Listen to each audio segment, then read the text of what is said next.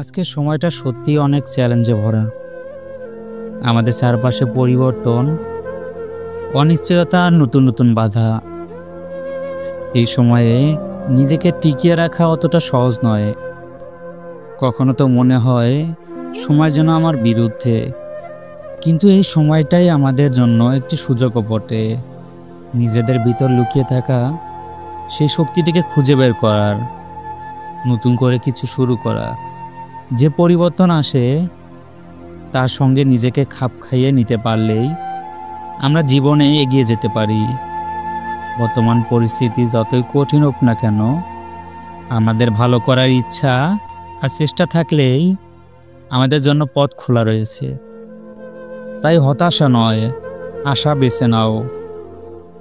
এ সময়কে ব্যবহার করো, নিজেকে করে তোলো আরও শক্তিশালী, কারণ বর্তমান পরিস্থিতি বদলে দিতে পারে তোমার জীবন, যদি তুমি নিজেকে বদলাতে পারো।